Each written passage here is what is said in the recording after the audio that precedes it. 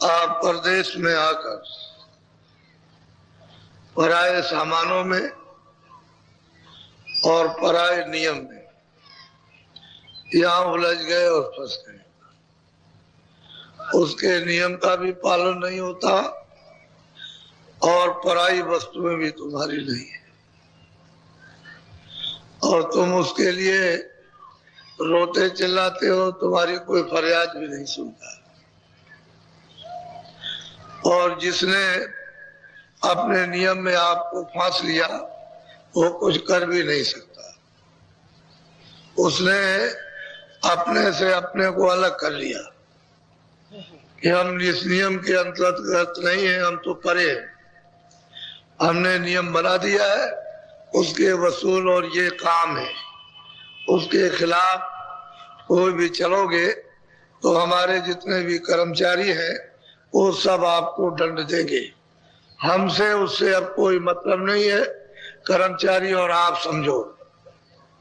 हमने उन नियमों को भुला दिया और कर्मचारी अधिकारी उनके हमको यहाँ सजा तरह तरह की देने लगे और 4 खानों में 84 लाख योनियों में और नरकों में डाल करके हमको जो यातना देते हैं वो असहनीय है। इसलिए सामान भी आपका नहीं है और नियम भी आपका नहीं है। दूसरे का सामान, दूसरे का नियम। यदि आपको दिया था सामान तो आप उस नियम के अनुकूल उस सामान को काम में लेते और छोड़ देते। तो आपने उस सामान को अपना और वो नियम को तोड़ा। सामान भी आपका नहीं और नियम की सजा, जब उसका उल्लंघन किया तो सजा। इसलिए ये वास्तव में परदेश है। परदेश है, अपना देश नहीं है और यहाँ कभी भी चैन अमन आपको नहीं मिल सकता। इसलिए कहते हैं कि भजो गुरु का नाम। जो गुरु ने नाम दिया है चढ़ने का, चलने का, जो भेद बताया है उसका नाम और रूप और स्थान कि ये चढ़ने की जुक्ति है घाट से, यहाँ से चढ़ चलो तो भजो गुरु का नाम। वो दिया हुआ नाम भजो, जो अंतर घाट पर उस नाम को अपनी जीवात्मा चेतन से भजो। उससे मतलब ये है कि उससे जगो और जा करके नाम को पकड़ो। वही नाम तुमको ले जा करके सब कुछ कर देगा, योग पद को भी और ब्रह्म पद को भी, पार ब्रह्म पद को भी। वही नाम तुमको ले जाकर घर में पहुंचा देगा। तो दिया हुआ गुरु का नाम तुम नहीं भजोगे। 1 दिन किया, 1 घंटे किया, 10 दिन छोड़ दिया, 10 दिन किया तो 4 महीने छोड़ दिया। अरे तुमको दिया गया है कि हर रोज करो, किसी से नागा मत करो। और कितना करो, 1 घंटे का समय बचाओ। 23 घंटे तो आपने घर के और ये सब काम कर लिए बाल बच्चों के, लेकिन 1 घंटा जीवात्मा के लिए भी कुछ करो। तो तुम कहते हो हमको समय नहीं मिलता। अरे क्यों नहीं समय मिलता है? क्यों आपको समय नहीं मिलता है? तो मतलब ये है कि समय हर वक्त मिलता है। तुमको 24 घंटे में समय मिलता, टट्टी पेशाब तो जाते हो। जब तुम कहते हैं कि आपको कोई छुआछूत नहीं लगेगी, स्त्रियों को 12 महीने और पुरुषों को, अब आप कहोगे हमको समय नहीं, कैसे नहीं समय, टट्टी से जाओगे। तो आपको तो ये जानना चाहिए, चलो भाई हम ये भी काम कर लेंगे, हमको नहीं फुर्सत मिली तो चलो ये भी काम कर लेंगे और भजन भी कर लेंगे। कैसे नहीं? एक क्षण भी अगर तुम्हारा इधर चला गया, उधर नहीं लगा तो बेकार गया। सब समय बेकार खो देते और ये आपका यहाँ कुछ नहीं। इसलिए वो कहते हैं कि गुरु ने जो वेद, जो नाम युक्ति दी, जो भजन करने का उन्होंने रास्ता बताया, तो कहते हैं दरवाजे पर रोज बैठकर ऐसे खटखटाओ, इस तरह से कानों से, आंख से देखो। जब तुम उसको खटखटाओगे दरवाजे पर, तब दरवाजे पर तब तो बोलेगा। और दरवाजे पर तो तुमने कभी खटकाया नहीं। मकान के अंदर जो मालिक रहता है वो कैसे बोलेगा?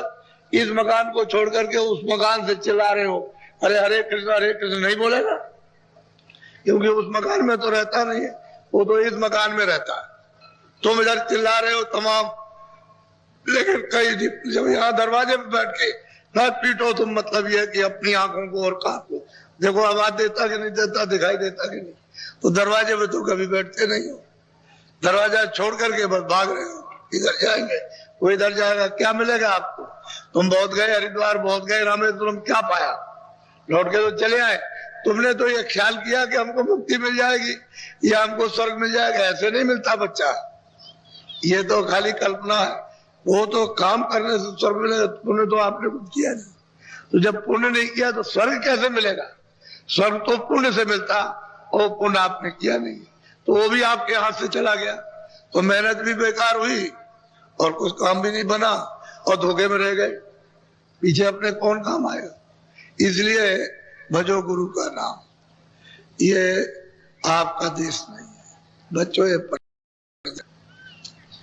आपका अगर देश होता तो स्थिर रहते, हमेशा रहते, कोई निकालता नहीं, कोई परिवर्तन नहीं होता, तो आपका देश नहीं।